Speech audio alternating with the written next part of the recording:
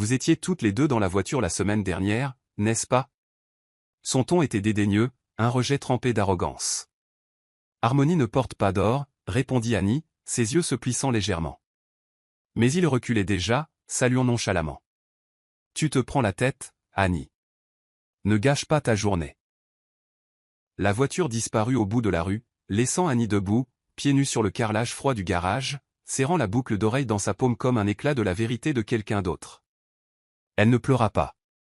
Au lieu de cela, elle retourna à l'intérieur, ouvrit sa boîte à bijoux et laissa tomber la boucle d'oreille étrangère dans un coin, comme une graine plantée là où la suspicion grandirait. Cette nuit-là, la chambre principale était plus froide que d'habitude, non pas à cause du temps, mais à cause de ce qui n'avait pas été dit. Brox rentra tard, sentant quelque chose de cher et d'inconnu. Annie était recroquevillée de son côté du lit, éveillée mais immobile. Elle ne demanda pas où il avait été. Elle savait déjà que la réponse ne serait pas honnête. « Tu es encore debout ?» demanda-t-il, la voix basse, les yeux sur son téléphone. « Je lisais, juste, mentit-elle. En vérité, le livre reposait sur ses genoux depuis plus d'une heure, ses yeux incapables de se concentrer sur les mots. Elle le regarda du coin de l'œil alors qu'il enlevait sa chemise et s'enfonçait dans le lit à côté d'elle. Le dos tourné vers elle, pas de baiser, pas de conversation, juste le silence et le doux bourdonnement de son pouce qui faisait défiler l'écran. Annie éteignit la lampe de chevet et se tourna sur le dos, fixant l'obscurité. « Brox, quand avons-nous cessé de parler ?» demanda-t-elle doucement, espérant que la vulnérabilité pourrait le ramener. Mais il ne soupira même pas. « Tu parles tout le temps, Annie, marmonna-t-il. Parfois, c'est juste épuisant. » Les mots lui frappèrent la poitrine comme une lame lente, délibérée et cruelle. Elle ravala la boule dans sa gorge. « Tu me manques » murmura-t-elle. Il ne dit toujours rien. La pause qui suivit fut longue et vide. Elle pouvait entendre sa respiration changer, faisant semblant de dormir, comme il le faisait souvent lorsque les choses devenaient inconfortables. Annie cligna des yeux pour chasser les larmes, non pas parce qu'elle faisait mal, mais parce qu'elle détestait à quel point elle s'était habituée à cette douleur. Elle se retourna, face à la fenêtre, et écouta le son lointain d'une voiture passant à toute vitesse à l'extérieur, pensant à quel point il était étrange qu'elle se sente plus seule allongée à côté de son mari qu'elle ne l'avait jamais été en dormant seule. L'après-midi suivant, Harmonie arriva avec une odeur de plantain rôti et un parfum qui rappelait à Annie ses années d'université, quand le monde était plus simple et plein de rêves insouciants. « J'ai apporté le déjeuner, et tu n'as pas le droit de dire non, » déclara Harmonie, entrant comme d'habitude. Annie sourit faiblement et la conduisit à la cuisine, reconnaissante de la distraction. Elles s'assirent l'une en face de l'autre avec des bols de riz jollof épicé, mais Harmonie la regardait plus qu'elle ne mangeait. « Tu as l'air fatiguée » dit-elle en écartant une mèche de cheveux du visage d'Annie. Annie rit sèchement. « C'est si évident. » Harmonie se pencha en avant. « C'est Brox, n'est-ce pas? Tu t'éteins, Annie. Je le vois dans tes yeux. » Annie tenta de détourner la conversation. « Il est juste occupé. Le travail a été intense. » Mais Harmonie n'y crut pas. Être occupé ne veut pas dire être distant. Être occupé ne veut pas dire oublier son anniversaire. Les yeux d'Annie s'écarquillèrent. « Comment as-tu » Harmonie haussa un sourcil. « Tu penses que je ne connais pas la date à laquelle ma meilleure amie s'est mariée? S'il te plaît. » Le silence s'étira entre elles. Annie parla enfin, la voix à peine plus haute qu'un murmure. « Il y a quelqu'un d'autre, Harm. » Les yeux d'Harmonie s'assombrirent. « Sais-tu qui » Annie secoua la tête. « Pas exactement, mais j'ai trouvé une boucle d'oreille. Je l'ai entendu rire au téléphone comme je ne l'ai pas entendu rire avec moi depuis des mois. » La voix d'Harmonie était tranchante de colère. « Tu veux que je crève ses pneus » Annie gloussa malgré la douleur. « T'entends, mais non. » Harmonie tendit la main par-dessus la table et prit la main d'Annie. « Alors laisse-moi te rappeler quelque chose. Tu es Annie Odukoya, fille du chef Francis. Tu ne laisses personne, surtout pas un homme, t'effacer. » Annie soutint le regard de sa meilleure amie et hocha la tête, bien que son cœur tremblât encore sous le poids de tout ce qu'elle ne disait pas. La première fois qu'Annie entendit le nom d'Isabelle, ce fut en passant, une simple mention au petit déjeuner. Brox parcourait ses emails, sirotant son café sans lever les yeux. « Isabelle a besoin de ses rapports pour midi, dit-il, plus à lui-même qu'à elle. Annie cligna des yeux, remuant lentement son thé. « Isabelle » demanda-t-elle, le ton léger. « Nouvelle assistante » répondit Brox, balayant la question d'un haussement d'épaule. Jeune, intelligente, fraîchement sortie de la London Business School. Il ne croisa pas son regard. Annie n'insista pas. Elle rangea le nom comme une épine dans de la soie, invisible à l'œil nu mais assez pointu pour faire couler le sang plus tard. Au cours des semaines suivantes, le nom revint encore et encore. Isabelle aime la mise en page de la campagne. Isabelle a de bons instincts. J'emmène Isabelle à la réunion client. Elle a du potentiel. Et à chaque fois, Annie hochait la tête avec un petit sourire poli, masquant la façon dont son estomac se nouait à chaque syllabe. Puis un après-midi, Annie passa au bureau de Brox avec un dossier qu'il avait oublié à la maison. Elle fit attention de ne pas appeler à l'avance, une partie d'elle voulant peut-être voir ce qui se cachait derrière le rideau.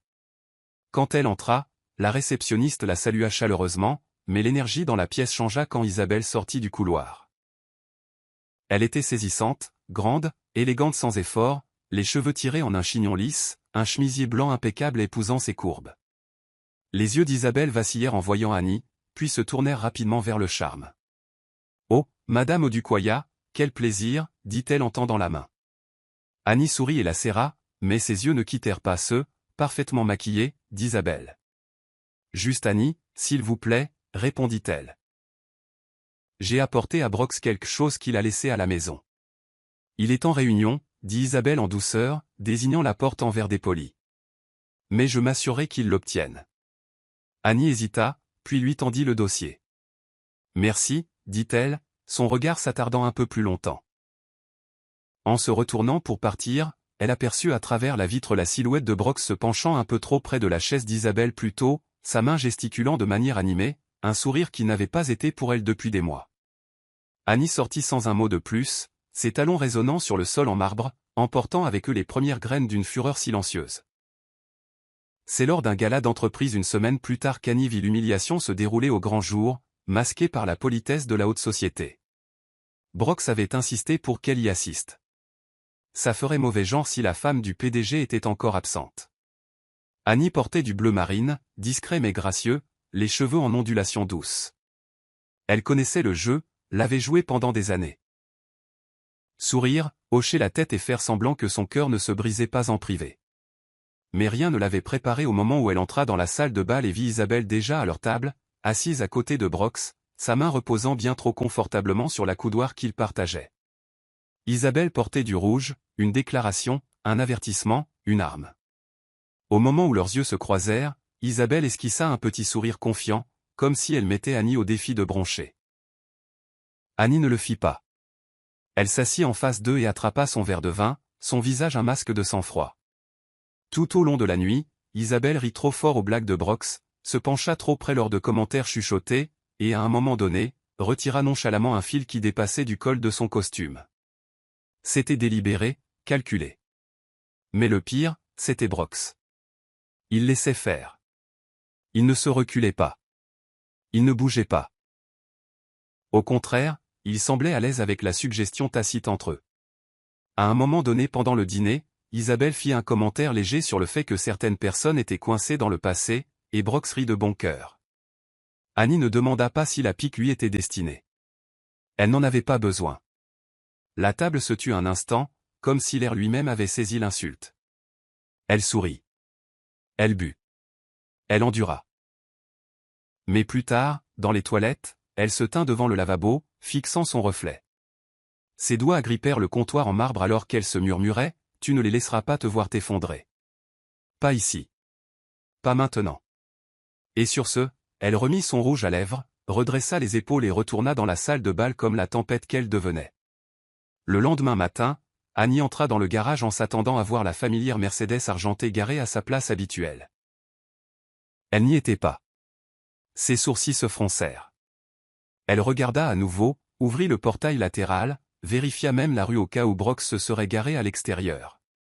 Rien. Elle l'appela. Pas de réponse. Elle envoya un texto, et « As-tu pris la Mercedes ce matin ?»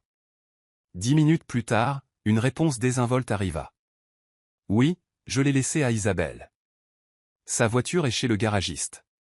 Annie le lut 2 fois. Laissé à Isabelle. Ses doigts se resserrèrent sur son téléphone alors qu'elle s'asseyait lentement sur le banc de jardin à côté de l'allée.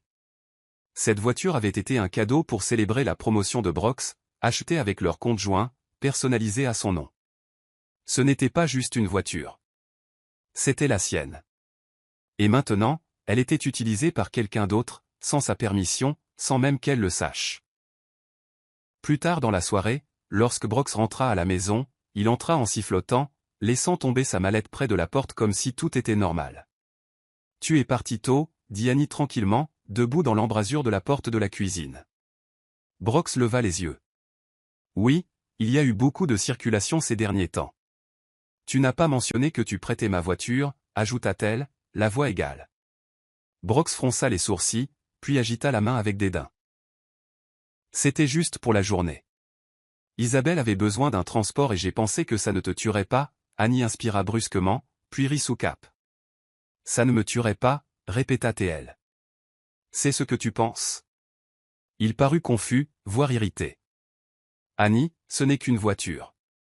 N'en fais pas toute une histoire. » Elle s'avança. « C'est ma voiture, Brox. Immatriculée à mon nom. Tu n'as même pas demandé. » Il prit une bouteille d'eau dans le réfrigérateur et haussa les épaules. « Tu réagis de manière excessive encore une fois. » Mais Annie tint bon. « Peut-être, dit-elle, sa voix basse et triste, ou peut-être que j'ai juste sous-réagi depuis bien trop longtemps. » Elle se retourna et s'éloigna, le laissant dans la cuisine, le son de la porte du réfrigérateur claquant étant la seule réponse qu'il put offrir. Annie n'avait pas prévu de se rendre au bureau de Brox. C'était une décision de dernière minute, déclenchée par un SMS de son pressing confirmant la récupération de ses costumes, une tâche qu'elle n'avait pas programmée. Quelque chose dans son instinct lui disait d'y aller. Elle arriva vêtue d'un chemisier crème modeste et d'un pantalon, les cheveux attachés en un chignon bas, et sans s'annoncer. La réceptionniste hésita en la voyant. « Madame Odukoya, souhaitez-vous que j'informe Monsieur Brox de votre présence ?» Annie sourit. « Non, je vais le trouver. » Elle parcourut le couloir en marbre, ses talons claquant doucement. En approchant de la salle de conférence, des rires s'échappèrent dans le couloir, légers, insouciants et trop familiers. Annie s'arrêta juste avant la porte et regarda à travers la vitre. Brox était là, détendu, souriant. Assise à côté de lui, Isabelle riait la tête renversée en arrière, tenant une tasse de Starbucks comme si elle lui appartenait. Elle se pencha vers lui pour lui chuchoter quelque chose, et il sourit. C'était un homme différent de celui qu'Annie connaissait à la maison. Annie recula avant qu'il ne la remarque, le cœur battant à tout rompre. Elle sortit sur le parking pour se rafraîchir les idées et se figea. Sa Mercedes était garée juste devant, fraîchement lavée et rutilante. Les lunettes de soleil d'Isabelle reposaient sur le tableau de bord. Annie se tint près de la voiture, le regard fixe. Un agent de sécurité s'approcha et lui demanda si elle avait besoin d'aide. « Non », répondit-elle, les yeux ne quittant jamais le véhicule. « Je me souviens juste de quelque chose. » Avant de partir, elle retourna voir la réceptionniste et lui tendit le reçu du pressing. « S'il vous plaît, assurez-vous que Monsieur Brox reçoive ceci. » La femme hocha la tête. Alors qu'Annie se tournait pour partir, Isabelle sortit du couloir avec Brox un pas derrière elle. Les yeux d'Isabelle croisèrent brièvement ceux d'Annie, puis glissèrent sur elle comme si elle était invisible. Brox parut surpris une seconde, puis se reprit. « Annie, tu ne m'as pas dit que tu venais. » Annie sourit doucement. « Je ne savais pas que j'avais besoin d'un rendez-vous. » Il y avait une tension dans l'air, subtile mais indéniable. « La prochaine fois, préviens-moi, c'est tout, » dit-il, essayant de maintenir un ton professionnel. « Bien sûr, » répondit calmement Annie. « Je ne voudrais rien interrompre. » Elle sortit sans attendre de réponse, ses pas fermes, son silence bruyant. La mère de Brox, Mama Récy, avait toujours été très à cheval sur les apparences familiales. Elle insista pour un dîner au Lakezzi Club, une réunion formelle pour célébrer la dernière réussite commerciale de Brox. Annie s'habilla avec soin, choisissant une robe vert tendre qu'elle n'avait pas portée depuis des années, l'associant à des boucles d'oreilles en or que son père lui avait offertes. Elle voulait paraître calme, digne. Quand elle arriva, Brox était déjà assis, parlant avec animation avec ses parents. Son père se leva pour l'embrasser, mais Brox lui fit à peine un signe de tête. Puis Isabelle entra, seule, vêtue d'une robe noire à épaules dénudées et de rouge à lèvres rouges. Le souffle d'Annie se coupa. Elle se tourna vers Brox, qui baissa rapidement les yeux sur son verre. « Qu'est-ce qu'elle fait ici » demanda Annie, la voix basse. « Elle fait partie de l'équipe, dit-il sèchement. Ce dîner célèbre toute l'entreprise, pas seulement moi. » Mama Récy regarda entre eux, visiblement mal à l'aise. Isabelle salua tout le monde gentiment, embrassant la mère de Brox sur les 2 joues, comme si elle faisait partie de la famille. « C'est si agréable de vous rencontrer enfin, » dit Isabelle à Annie avec une douceur étudiée. « J'ai tellement entendu parler de vous. » Annie lui adressa un sourire plat. « J'aimerais pouvoir en dire autant. » Tout au long du dîner, Isabelle s'immisça dans toutes les conversations, abordant des sujets d'affaires que seuls Brox et ses parents auraient dû connaître. À un moment donné, elle mentionna un dîner privé que Brox avait eu avec un investisseur potentiel à Abuja, quelque chose dont Annie n'avait pas entendu parler. La table tomba dans un silence gêné. « Ça suffit, Isabelle » marmonna Brox, mais le mal était fait. Maman Récy s'éclaircit la gorge. « Brox, es-tu sûr de bien gérer tes affaires personnelles ?»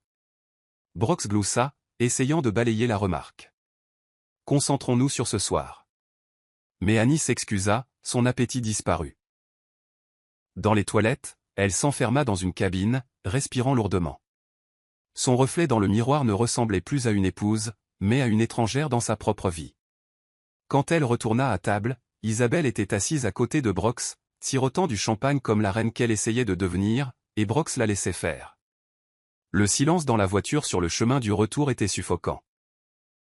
Brox conduisait d'une main sur le volant, l'autre vérifiant son téléphone de temps en temps. Annie regardait par la fenêtre, le visage impénétrable. « Tu es silencieuse » dit finalement Brox.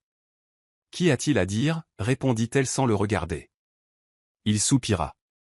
Isabelle n'avait pas à parler d'Abuja. « Je ne l'ai pas invitée, ce n'était pas prévu. » Annie se tourna alors vers lui, les yeux perçants. « Mais tu ne lui as pas demandé de partir non plus. » Brox ne répondit pas.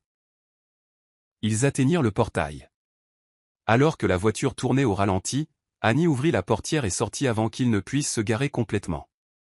Elle se dirigea directement vers la chambre, défit la fermeture éclair de sa robe et la laissa tomber sur le sol, l'Y laissant. Elle enfila son pyjama et monta dans le lit, tirant fermement les draps sur elle. Brox entra quelques instants plus tard. « Alors c'est ça » demanda-t-il. Le traitement silencieux à nouveau. « Je suis fatigué, Brox, dit doucement Annie, tournée vers le mur. Fatigué de faire semblant. Fatigué de te voir devenir quelqu'un que je ne reconnais pas, il ricana. Ne sois pas dramatique, Annie. Elle se tourna pour lui faire face maintenant, les yeux brillants mais féroces. Tu l'as fait entrer dans nos vies, dans mon espace, et maintenant elle est assise à côté de ta mère, l'appelant Mama Récy comme si elle en avait le droit. Brox se frotta le front, visiblement irrité. On peut ne pas faire ça ce soir ? Annie eut un rire amer. On ne fait rien depuis des mois. Il la regarda comme si elle était un problème qu'il n'avait pas le temps de résoudre. J'ai du travail demain matin. Bien sûr que tu en as, dit-elle en se renfonçant dans les oreillers. Quand il éteignit la lumière, Annie resta allongée dans le noir, le dos tourné, les yeux grands ouverts. Cette nuit-là, elle ne pleura pas. Les larmes s'étaient taries. Ce qui restait maintenant était quelque chose de plus profond, de plus dangereux. Une décision silencieuse se formait dans l'obscurité. Le bureau sentait légèrement les vieux livres et l'huile de pin. Monsieur Msekin, l'avocat de longue date de son père, ajusta ses lunettes en parcourant les dossiers étalés sur son bureau en chêne. Annie était assise en face de lui, les doigts croisés sur ses genoux, le visage impénétrable. « Je n'étais pas sûr que vous reviendriez un jour ici, dit-il doucement. Cela fait presque une décennie. » Annie hocha la tête. « J'ai besoin de clarté, oncle Fola. Sur les parts de mon père dans la société de Brox. Je me souviens qu'il a beaucoup investi avant de décéder. » Monsieur Msekin esquissa un léger sourire. « Votre père n'a pas seulement investi, Annie. Ils ont cofondé l'entreprise. 51% des actions initiales étaient à son nom. À son décès, elles vous ont été transférées. Et Brox a été désigné comme votre mandataire, mais seulement temporairement. Les sourcils d'Annie se froncèrent. Temporairement? Il lui tendit un épais dossier. Vous êtes toujours l'actionnaire majoritaire, Annie. Vous n'avez jamais signé la décharge. Légalement, vous avez le dernier mot sur les affaires de la société. Le poids de la révélation s'abattit lentement sur elle comme un châle d'armure. Elle n'avait jamais envisagé cette possibilité, jamais imaginé que le fondement même sur lequel Brox avait bâti sa fierté était, en vérité, le sien. Et il le sait? Demanda-t-elle. Monsieur Msekin fit un bref signe de tête. Il le savait. Je l'ai informé il y a 5 ans que le renouvellement nécessitait votre signature. Comme vous n'avez pas répondu, j'ai supposé que c'était intentionnel. Annie expira, stupéfaite. Non, il ne m'a jamais rien montré. L'expression de Monsieur Msekin devint sérieuse. Vous êtes restée silencieuse trop longtemps, Annie.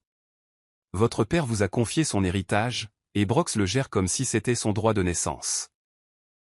Annie fixa les documents devant elle, le langage juridique clair formant une feuille de route qu'elle avait ignorée sans le savoir. J'ai besoin de copies de tout, dit-elle tranquillement, discrètement. Monsieur Msekin se pencha en arrière, hochant la tête en signe d'approbation. Votre père aurait été fier aujourd'hui. Annie se leva lentement, ses mouvements délibérés, mesurés. En sortant du bureau, un nouveau calme s'installa en elle, non pas celui né de la paix, mais de la connaissance que le silence pouvait désormais devenir son arme la plus affûtée. Ce soir-là, Annie étala les documents sur le lit comme des pièces de puzzle attendant d'être assemblées. Reçu, email, certificat d'investissement, chacun racontant une histoire qu'elle n'avait jamais lue auparavant. Elle se sentit à la fois trahie et pleine de pouvoir, la poitrine serrée d'incrédulité. Pendant tout ce temps, Brox s'était pavané avec une confiance financée par son héritage. Une entreprise dans laquelle elle ne s'était jamais ingérée par confiance était devenue le théâtre de sa trahison. En feuilletant un vieux dossier en manille, elle trouva l'accord de partenariat original entre son père et Brox. Son nom était écrit à l'encre noire, clair et légal. Ce n'était pas un geste, c'était une propriété. La prise de conscience ne provoqua pas de larmes, elle apporta un but.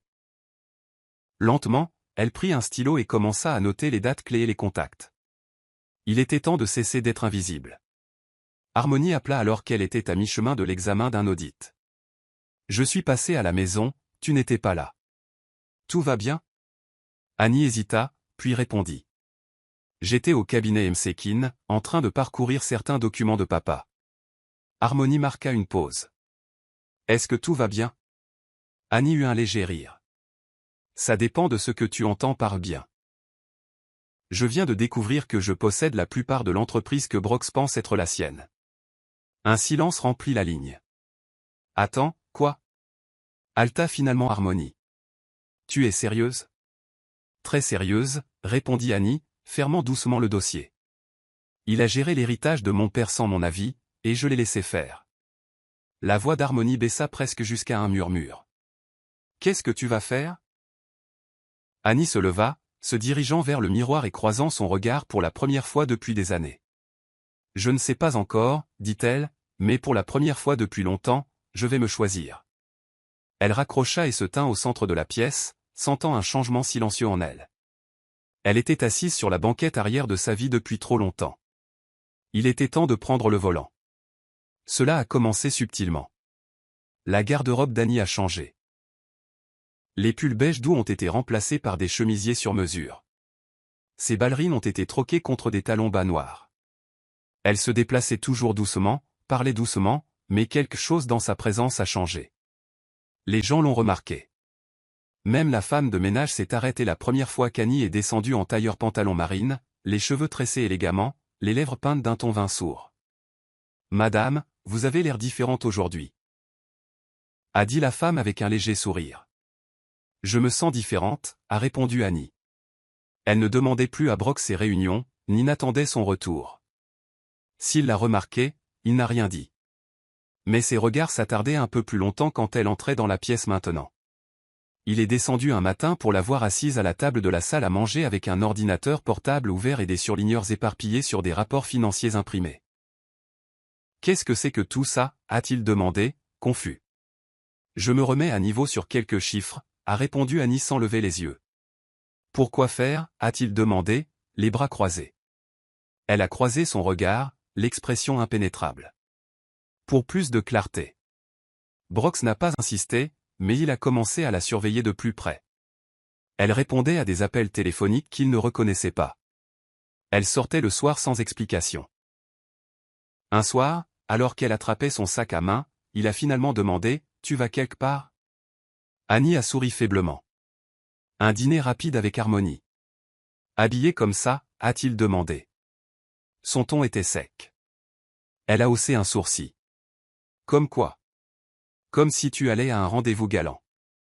Son rire était doux, mais teinté de quelque chose de plus sombre. Est-ce que ça te dérangerait? Il n'a pas répondu. Elle s'est retournée et est sortie, laissant derrière elle le léger parfum de jasmin et une défiance tranquille. Dehors, elle a expiré. Elle ne l'avait pas confronté directement, pas encore. Mais les murs autour d'elle n'étaient plus des murs. C'étaient des miroirs, et Brox commençait à voir ce qu'il avait refusé de voir pendant des années. Annie se réveillait. Et cette fois, elle n'attendait pas la permission. C'était en fin d'après-midi quand Harmonie arriva à l'improviste, portant un petit panier de gardénias et un air de curiosité subtile. Elle ne parla pas immédiatement. Au lieu de cela, elle suivit Annie dans la cuisine, où l'odeur du thé à la cannelle flottait dans l'air. Annie se déplaçait avec un calme tranquille, le dos droit, les pas fermes. Elle ressemblait à quelqu'un qui s'était enfin souvenu de qui elle était. D'accord, commença Harmonie, posant le panier sur le comptoir. Je t'ai vu traverser le feu en silence, mais maintenant tu t'élèves comme la fumée. Dis-moi tout. Annie versa 2 tasses de thé et en fit glisser une vers son amie. Je possède 60% de la société de Brox, dit-elle simplement. Harmonie cligna des yeux. Quoi? Annie hocha la tête, le ton ferme. Mon père n'a jamais transféré les actions. Brox le savait et l'a caché. Je l'ai confirmé avec Monsieur Msekin. Harmonie s'assit, la bouche légèrement ouverte. Ça veut dire que tu pourrais contrôler la société. Annie eut un demi-sourire. Pas encore. Je ne me précipite pas. Mais je sais qui je suis maintenant, et je n'ai plus peur d'agir en conséquence. Harmonie se pencha. Pourquoi ne me l'as-tu pas dit plus tôt? Parce que je n'étais pas prête, répondit Annie, les yeux lointains. J'avais besoin de faire le deuil de la version de moi-même qui tolérait d'être invisible. Harmonie tendit la main et lui serra la sienne. Je savais que tu avais du feu en toi. Je ne savais tout simplement pas à quel point il pouvait brûler silencieusement. Annie serra ses doigts, les émotions gonflant dans sa poitrine. Ce n'est plus seulement une question de Brox. Ou d'Isabelle. C'est une question de reconquête de ma dignité selon mes propres termes. Harmonie sourit. Eh bien, compte sur moi. Tu as besoin de stratégie, de soutien ou d'une distraction. Je suis ta femme. Annie rit doucement. J'aurais peut-être besoin des 3. Elles sirotèrent leur thé en silence un instant, une compréhension partagée se tissant entre elles. La guerre n'avait pas commencé, mais la reine choisissait déjà ses armes. L'enveloppe est arrivée dans une boîte dorée, placée soigneusement devant la porte d'entrée comme un trophée attendant d'être réclamé. Annie l'a trouvée lors de sa promenade matinale. La carte à l'intérieur scintillait d'une écriture cursive. Vous êtes cordialement invité à l'élégante soirée d'influence d'Isabelle Orens. En dessous se trouvait une note manuscrite. Nous serions honorés que la toujours gracieuse Madame Annie Odukoya se joigne à nous. Annie fixa l'invitation, un étrange sourire jouant sur ses lèvres. Influence, murmura-t-elle. L'ironie ne lui échappa pas. Brox ne mentionna pas l'événement, mais cela ne la surprit pas. Il ne s'attendait probablement pas à ce qu'elle accepte. Quand il rentra du travail ce soir-là, Annie laissa la carte en évidence sur la console. Ses yeux la remarquèrent immédiatement. « Tu as reçu ça ?» demanda-t-il, feignant l'indifférence. Annie ne leva pas les yeux de son magazine. « Apparemment, je suis considérée comme assez gracieuse pour la liste d'invités d'Isabelle. » Brox eut un petit rire. « Tu n'es pas obligé d'y aller, tu sais. Ce n'est probablement pas ton genre de soirée. » Annie croisa enfin son regard. « Pourquoi pas? Elle a pensé à m'inviter. » Il se déplaça maladroitement. « C'est juste des gens d'affaires, des mondains, elle sélectionne une foule particulière. »« Et que penses-tu que je suis, exactement ?» demanda doucement Annie. Une étrangère à ta vie bien organisée. Brox hésita, puis haussa les épaules. Fais ce que tu veux. Annie sourit faiblement. C'est mon intention. Plus tard dans la nuit, elle s'assit à son bureau, fixant à nouveau l'invitation. Ce n'était pas juste une fête, c'était une scène. Une scène qu'Isabelle pensait posséder. Une scène sur laquelle Brox supposait qu'Annie ne monterait jamais. Mais ils étaient tous les deux sur le point d'apprendre que le silence pouvait résonner plus fort que les applaudissements. Elle sortit un petit bloc-notes et commença à rédiger une liste de choses à faire. En haut, elle griffonna, couturière, maquillage, grâce, et à côté, en plus petites lettres, double des clés. Dans une boutique discrète nichée derrière une rangée de vieilles boutiques, Annie était assise devant un miroir en pied, son reflet baigné d'une lumière dorée. La couturière, une femme âgée nommée Madame Dupe, prenait ses mesures avec révérence, s'arrêtant de temps en temps pour étudier son visage plus que sa silhouette. « Vous voulez quelque chose qui murmure » dit la couturière en connaissance de cause. « Pas qui crie » sourit Annie, « exactement. Je veux une élégance qui n'a pas besoin d'explication. » Elles choisirent de la soie noire avec des perles cousues à la main près de l'encolure, une silhouette qui épousait sans révéler, une force drapée de douceur. Alors que la femme épinglait le tissu en place, elle leva les yeux et dit « Vous avez porté de la douleur, mais maintenant vous vous préparez à un but. » Annie hocha la tête, les yeux humides mais inflexibles. « Il est temps que je leur rappelle qui j'ai toujours été. » À la fin de l'essayage, la robe était un chef-d'œuvre, simple, puissante et digne. « Nous ajouterons une fente, juste assez pour bouger librement, dit Madame Dupe. Vous marcherez comme une femme qui n'a jamais eu à mendier de l'espace. » Annie rit doucement. « Vous me comprenez. » Alors qu'elle se rhabillait, son téléphone vibra. Un message d'Harmonie. « As-tu dit oui à la fête ?» Annie répondit d'un seul mot, « Absolument. » Avant de partir, la couturière pressa sa paume dans celle d'Annie et dit, « Quelle que soit la pièce dans laquelle vous entrez, laissez-les ajuster leurs yeux à votre présence. Ne vous effacez jamais pour leur confort. » Annie la remercia et sortit au soleil, le vent lui frôlant le visage comme un murmure d'approbation. Elle n'avait pas seulement une robe, elle avait une armure. Et bientôt, cette fête deviendrait le champ de bataille même où le pouvoir silencieux s'élèverait sans avoir besoin de crier. Le coffre-fort n'avait pas été touché depuis plus de 5 ans. Annie se tenait devant la voûte en acier dans la salle d'accès privée de la banque, ses doigts fermes alors qu'elle tournait la clé. Le métal grinça légèrement alors qu'elle ouvrait la boîte et découvrait de vieux documents, quelques certificats, et tout au fond, une petite pochette noire contenant le double de la clé de la Mercedes. Elle la tint dans sa paume, sentant le poids de ce qui avait autrefois été symbolique d'un succès partagé. C'était maintenant son atout silencieux. Son reflet dans la table polie montrait une femme qui ne se contentait pas de reprendre une voiture, mais l'autonomie qui lui avait été volée au grand jour. Un petit sourire maîtrisé se dessina sur ses lèvres. « Ils ont sous-estimé la mauvaise femme » murmura-t-elle, empochant la clé avant de refermer la boîte. Ce soir-là, de retour à la maison, Brox était affalé sur le canapé, zappant les chaînes de télévision avec une indifférence lasse. Annie passa devant lui sans un mot, se dirigeant directement vers la chambre. Elle plaça la clé à l'intérieur d'une boîte en velours sur sa coiffeuse, l'arrangeant à côté de son parfum et d'un bracelet en argent. Chaque chose avait sa place. « Tu sors beaucoup ces derniers temps » lança Brox.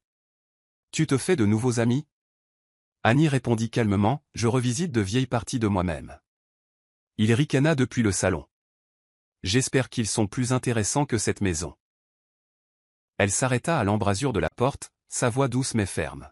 « Ils le sont. Surtout les parties qui se souviennent de tout ce que j'ai construit avant de tout laisser s'effacer derrière toi. » Brox ne répondit pas. Il ne lui demanda pas où elle avait été ni ce qu'elle prévoyait. Et ce silence confirma ce qu'elle savait déjà. Il ne la voyait toujours pas venir. La stratégie d'Isabelle n'était pas subtile, elle était chirurgicale. Dans les jours précédant sa fête, elle s'est assurée d'infiltrer tous les cercles qui détenaient autrefois le nom et le respect d'Annie. Elle laissait tomber des indices à voix basse, en prenant soin de ne jamais rien dire ouvertement. Oh, pauvre Annie, elle était si élégante. J'ai entendu dire qu'elle sort à peine de la maison maintenant. Ou, vous savez, parfois les femmes se perdent simplement dans la domesticité. C'est triste, vraiment. Sa voix était toujours douce, toujours apitoyée. Mais les mots s'enfonçaient comme du venin dans les oreilles avides de scandale. Elle a également mentionné la Mercedes, à voix haute. Brox est si gentil. Il a dit que je méritais un peu de luxe pour mon travail acharné. Cette voiture est un rêve. Chaque fois que quelqu'un posait la question, elle laissait croire que c'était un cadeau. Un gage d'affection. Un symbole de son nouveau statut.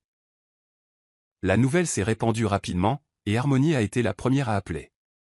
Annie, elle te dépeint comme une sorte de fantôme pitoyable de femme. Es-tu sûre de vouloir aller à cette fête? Annie se tenait près du miroir, se brossant les cheveux en arrière tout en appliquant une dernière touche de baume à lèvres.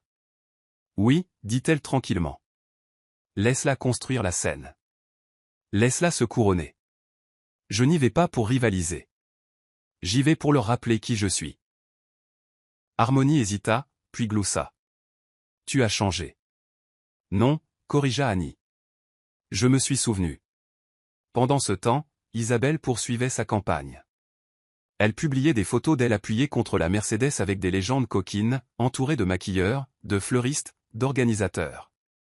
Elle n'avait aucune idée que le trône sur lequel elle était assise appartenait à quelqu'un qui en avait fini de s'agenouiller. Et à chaque insulte déguisée en flatterie, Isabelle resserrait la corde autour de sa propre illusion. Le soir de la fête, le ciel était habillé de velours, et la ville scintillait de lampadaires comme si elle retenait son souffle. Annie sortit de sa porte d'entrée, sa robe noire épousant sa silhouette comme une confiance cousue dans le tissu.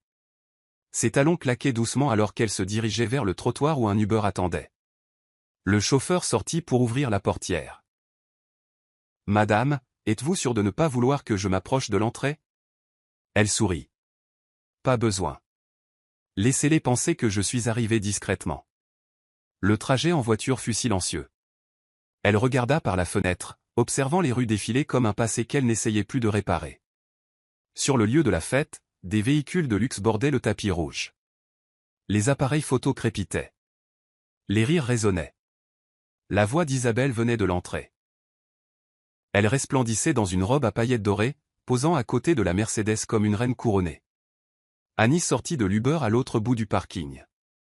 Elle marcha lentement, le dos droit, le menton haut, se frayant un chemin à travers les murmures et les regards de côté. Quelques invités se retournèrent. Leurs yeux s'écarquillèrent. Sa beauté n'était pas bruyante. Elle était composée. Classique, épargnée par le désespoir. Isabelle la vit et s'arrêta, les lèvres légèrement entr'ouvertes. Annie s'approcha de l'accueil, donna son nom, et l'huissier s'inclina légèrement. « Bienvenue, Madame Otakwaya », elle hocha la tête. Isabelle s'approcha avec une coupe de champagne et un sourire éblouissant, du genre qui n'atteint pas les yeux. « Je ne pensais pas que tu viendrais. » Annie sourit calmement. « C'est ce qui en vaut la peine. » Elle la dépassa et entra dans la salle de bal, où des lustres en cristal baignaient la pièce de lumière. Des chuchotements la suivirent comme un parfum.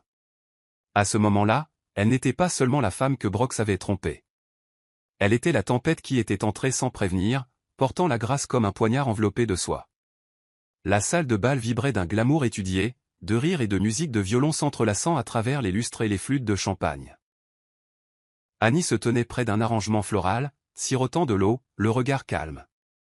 Toutes les quelques minutes, quelqu'un venait la complimenter sur sa robe, sa grâce, la façon dont elle semblait épargnée par le chaos qui suivait son nom dans les conversations à voix basse. Mais Isabelle l'observait comme une proie.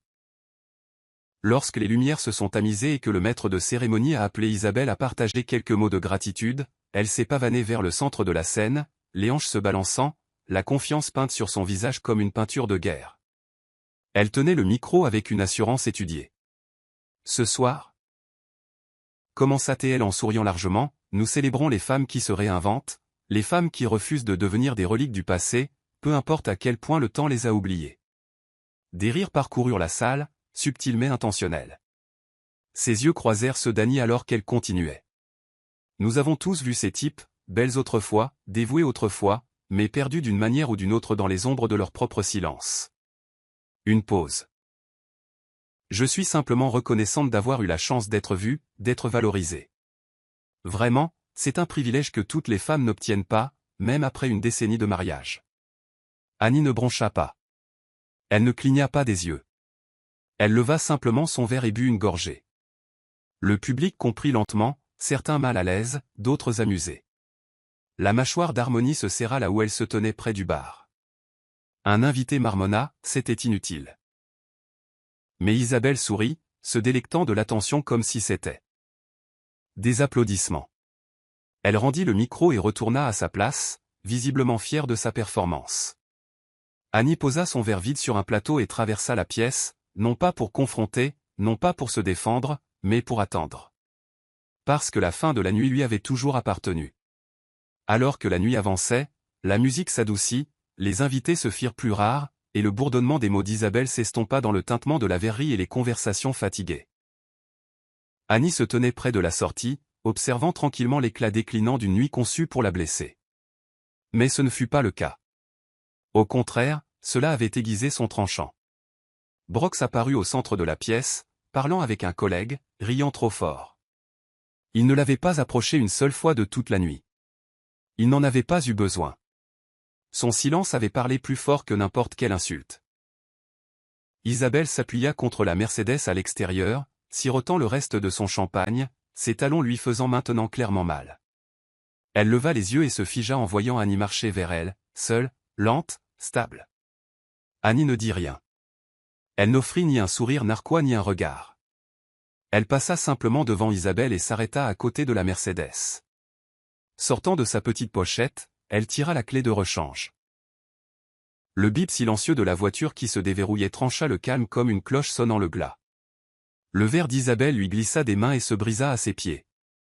Les conversations s'arrêtèrent. Quelques invités se retournèrent. Même Brox, en plein rire, regarda et se figea. Annie ouvrit la portière du conducteur, s'installa sur le siège comme si elle ne l'avait jamais quitté, et démarra le moteur. Les phares illuminèrent son visage, calme, radieux, intouchable. Elle ne dit pas un mot. Elle ne regarda pas en arrière. Elle partit simplement, laissant Isabelle entourée de verres brisés et d'un silence stupéfait. À ce moment-là, c'était clair. Annie n'avait pas besoin de récupérer quoi que ce soit. Elle l'avait toujours possédé.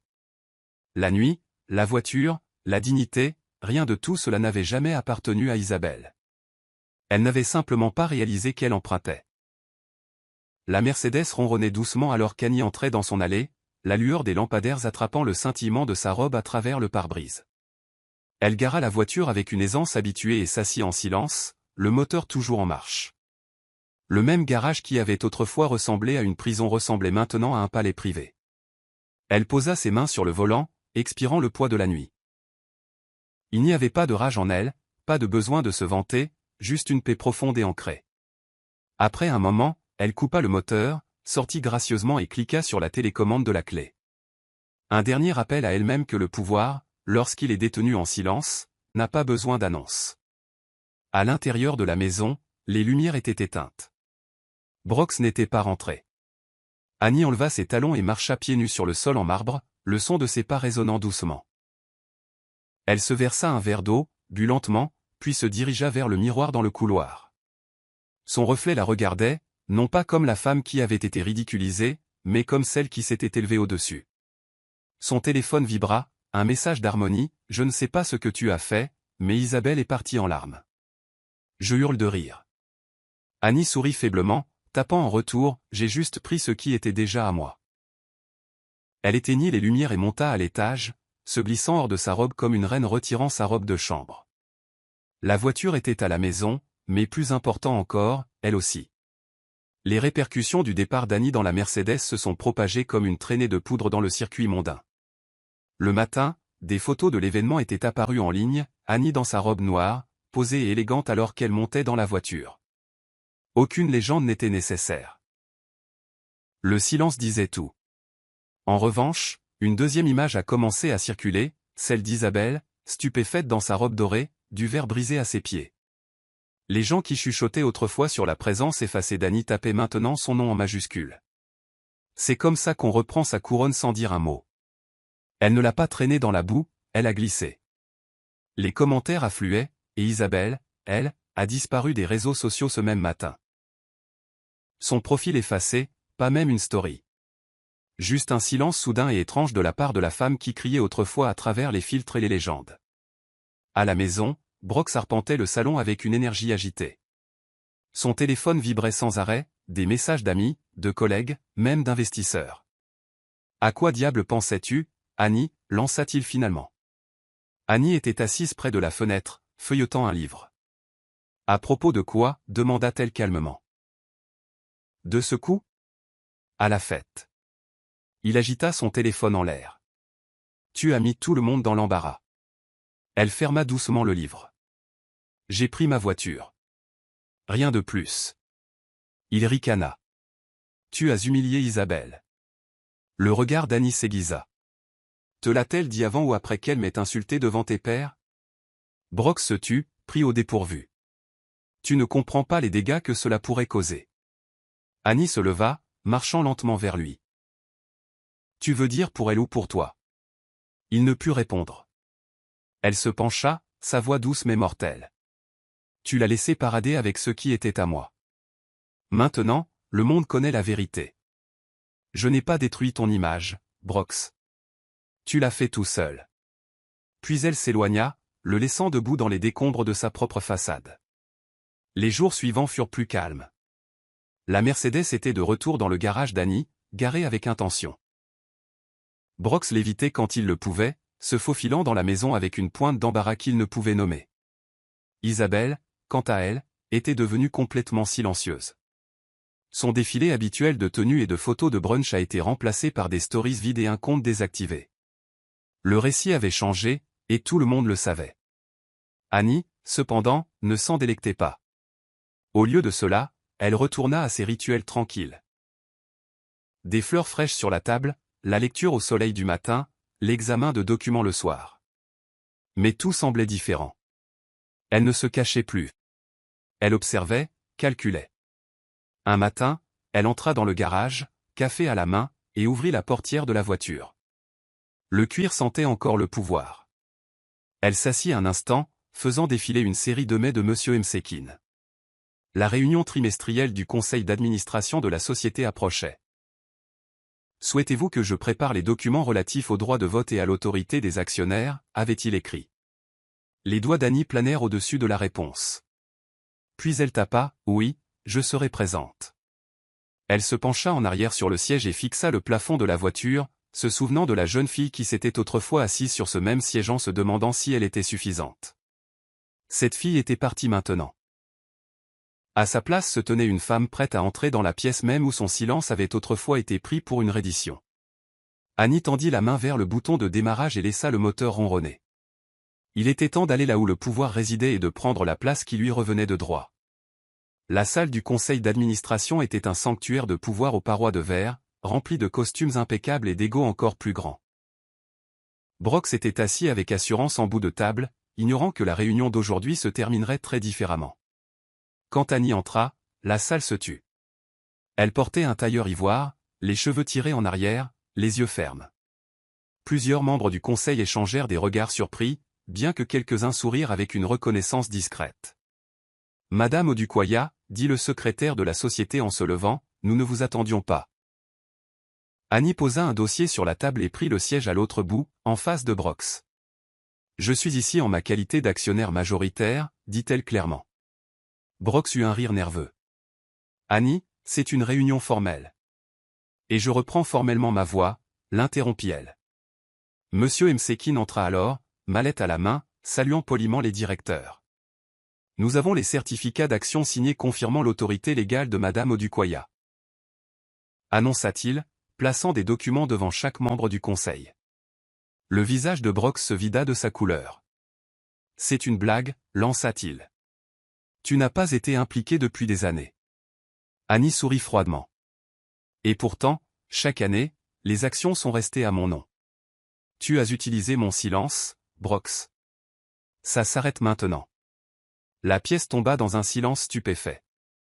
Un directeur s'éclaircit la gorge. Madame Odukoya, proposez-vous des changements? Elle se pencha en avant, son regard balayant la pièce. Avec effet immédiat, je voudrais une motion pour examiner la performance des dirigeants et les anomalies financières, et je dirigerai moi-même le comité d'examen. Des murmures éclatèrent. Brox se leva brusquement. Tu fais ça pour me punir? Annie croisa son regard sans ciller. Non, je fais ça pour protéger ce qui n'a jamais été à toi pour que tu en abuses. Et sur ce, elle se tourna vers le conseil et sourit. Commençons, si vous le voulez bien. Les répercussions de la réunion du conseil d'administration se sont déroulées comme une tempête invisible. Le lendemain, des rumeurs sur la prise de contrôle discrète d'Annie avaient atteint tous les coins du bureau. Plusieurs membres du personnel la saluèrent avec des regards curieux alors qu'elle entrait dans le bâtiment, non pas comme la femme du PDG, mais comme la femme détenant désormais la majorité des cartes. Brox était visiblement ébranlé. Son charme autrefois sans effort semblait maintenant fragile, étiré à la limite sous la pression croissante. Le directeur des ressources humaines lui envoya un email privé, louant sa grâce et demandant une réunion confidentielle pour discuter de la conformité éthique. Annie répondit par un simple « planifiez-la ». Mon bureau, lundi. Le changement s'opérait, et il n'exigeait pas une voix élevée. Brox, cependant, s'effondrait. Cet après-midi-là, il accula Isabelle dans son bureau, claquant les stores. « Tu m'as dit qu'elle était inoffensive, grogna-t-il. Isabelle cligna des yeux, les bras croisés. Elle l'était. Tu l'as rendue ainsi. Brox arpenta la pièce comme un animal en cage. Je t'ai tout donné, la voiture, la plateforme de l'entreprise. Maintenant, ils remettent tous en question ma crédibilité. Isabelle haussa un sourcil. Je t'ai dit d'être prudent, mais tu as laissé ton orgueil t'aveugler. Brox passa une main dans ses cheveux, la voix baissant. Cela va tout me coûter. Isabelle le fixa froidement. Alors peut-être aurais-tu dû savoir avec qui tu étais marié avant d'essayer de la remplacer. Son ton coupé comme de la glace. Je n'ai pas signé pour cette chute. Toi, si. Et sur ce, elle prit son sac et sortit. Pour la première fois depuis le début de leur liaison, Brox réalisa qu'il ne perdait pas seulement sa femme. Il perdait la seule illusion qui lui restait. L'air à l'extérieur du bâtiment mordait le manteau de créateur d'Isabelle alors qu'elle se précipitait vers le trottoir, ses talons claquant durement contre le pavé. Elle appela son chauffeur, pas de réponse. Puis encore une fois, toujours rien. Elle jura à voix basse. Il y a quelques jours à peine, elle était conduite, choyée, traitée comme une reine. Maintenant, privée d'accès et jetée comme un accessoire démodé, elle se tenait sous un ciel nuageux avec du mascara qui commençait à couler sous ses yeux. Elle sortit son téléphone pour appeler à nouveau Brox, mais hésita. Elle connaissait le regard qu'il lui avait lancé plus tôt, ce regard vide et désespéré. Cela signifiait une chose. Il avait besoin de quelqu'un à blâmer, et elle s'était rendue bien trop commode. S'affaissant sur un banc, Isabelle fit défiler son fil d'actualité pour se retrouver absente. Pas de tag, pas de mention. Les influenceurs avec qui elle se mêlait autrefois s'étaient déjà tournés vers des éloges pour Annie. La vraie élégance ne s'annonce pas, une légende disait sous la photo d'Annie de la fête. Isabelle voulait crier. Au lieu de cela, elle resta là, tremblante, non pas de froid, mais de la piqûre de l'insignifiance. La Mercedes était partie. L'homme s'effondrait. L'œil du public s'était déplacé. Tout son pouvoir emprunté. Toute sa gloire fragile. Elle pensait que l'audace lui apporterait un statut. Elle ne s'attendait pas à ce que le silence d'Annie soit plus puissant que tout son bruit. Le siège pour lequel elle s'était battue n'était pas seulement vide. Il ne lui avait jamais appartenu en premier lieu. Et maintenant, elle était laissée dans le froid, comprenant enfin ce que signifiait jouer à un jeu truqué par la grâce. Annie n'a pas célébré. Il n'y a pas eu de toast, pas de déclaration bruyante, pas de danse de la victoire. Elle est simplement rentrée chez elle, a enfilé des vêtements de détente en coton et s'est préparé un thé. C'est là qu'Harmonie l'a trouvée, recroquevillée sur le canapé, les jambes repliées sous elle, fixant d'un air absent la cheminée. Et, dit doucement Harmonie, entrant sans frapper. Ça va? Annie hocha la tête, mais le silence en disait long. Harmonie laissa tomber son sac, enleva ses talons et s'assit à côté d'elle. Tu n'as pas à le dire, murmura-t-elle, mais je sais. Gagner ne ressemble pas toujours à de la joie. La gorge d'Annie se serra. Je pensais que ce serait différent, que je me sentirais plus légère. Harmonie lui prit la main. Tu as porté de la douleur si longtemps, Annie. Tu ne la déposes pas simplement comme un sac à main. Annie éclata finalement, les larmes qu'elle avait refoulées pendant des mois coulant silencieusement sur ses joues. Harmonie la serra dans ses bras, la tenant fermement comme quelqu'un qui ancre un navire pris dans le vent. « C'est bon, murmura-t-elle. Tu l'as fait. Tu t'es défendu, mais c'est normal de pleurer ce que ça t'a coûté. » Annie sanglota doucement sur son épaule. « Je n'ai pas seulement perdu un mariage. Je me suis perdu pendant des années. » Harmonie lui caressa le dos. « Et pourtant, tu as trouvé une version de toi qui est plus forte que jamais. » Annie hocha lentement la tête, essuyant ses yeux. « Je ne sais pas ce qui va suivre. »« Tu n'as pas à le savoir, » dit Harmonie. « Repose-toi, c'est tout. Laisse le monde s'adapter à ta présence maintenant. » La chaleur de la pièce s'intensifia, non pas grâce à la cheminée, mais grâce à une amitié qui n'avait jamais faibli. Annie n'avait pas besoin d'applaudissements. Elle avait quelque chose de bien plus rare. Un témoin de sa vérité. La semaine suivante, Annie a participé à une retraite d'entreprise dans un domaine au bord d'un lac, sa première sortie publique depuis le changement au conseil d'administration. Le cadre était serein, l'air vif, les conversations légères, mais remplies d'une curiosité subtile. Beaucoup de jeunes employés la regardaient maintenant différemment, non pas comme une épouse oubliée, mais comme une architecte silencieuse de tout ce qu'ils admiraient. L'un des investisseurs, Robert Chidi, un homme à la voix douce avec des yeux intelligents et une énergie calme, l'a approché au bord de l'eau. « Je dois dire que je vous ai sous-estimé, » a-t-il dit, les mains dans les poches de son blazer. Annie le regarda, souriant faiblement. « Vous n'étiez pas le seul. » Robert gloussa. « Votre silence est quelque chose que la plupart des gens prennent pour de la faiblesse. J'ai appris que c'est la forme de discipline la plus aiguisée. » Ils ont commencé à parler d'affaires, de livres, de deuil et de force. Sa présence était différente de celle de Brox. Là où Brox remplissait les pièces de bruit, Robert les remplissait d'un calme constant. « Qu'est-ce qui vous a permis de tenir le coup pendant tout ce temps ?» a-t-il demandé un soir alors qu'ils partageaient un banc tranquille sous les étoiles. Annie réfléchit un instant. « Me souvenir de qui j'étais avant de tout donner. » Il hocha la tête pensivement. « Vous ne l'avez pas perdu. Vous l'avez juste enterré sous la survie. » Annie le regarda alors, vraiment regardé. « Et vous? Qu'avez-vous enterré ?» Robert sourit. « L'espoir. Mais dernièrement, quelqu'un l'a déterré. » Elle rit doucement, une chaleur s'enroulant dans sa poitrine comme l'aube après une tempête. Il n'y avait pas de promesse entre eux. Pas de précipitation. Juste une reconnaissance tranquille que quelque chose de tendre pouvait à nouveau grandir, non pas à la place de sa douleur, mais à côté. Des semaines plus tard, Annie s'est retrouvée à passer devant le même lieu où la fête d'Isabelle s'était déroulée. La Mercedes se déplaçait sans effort sous ses doigts. Son symbolisme autrefois douloureux s'était maintenant transformé en quelque chose de personnel, de souverain. Elle ne revenait pas pour se venger ni pour obtenir une validation. Elle voulait simplement le revoir, d'un lieu de paix. Elle se gara de l'autre côté de la rue, moteur éteint, et regarda un autre événement se dérouler. Celui-ci avec des étrangers qui ne sauraient jamais ce qui s'était passé là. Le souvenir ne la faisait plus grimacer. Au lieu de cela, il la faisait sourire. Elle tendit la main et toucha doucement la télécommande de la clé, comme un symbole de la tempête qu'elle avait survécue.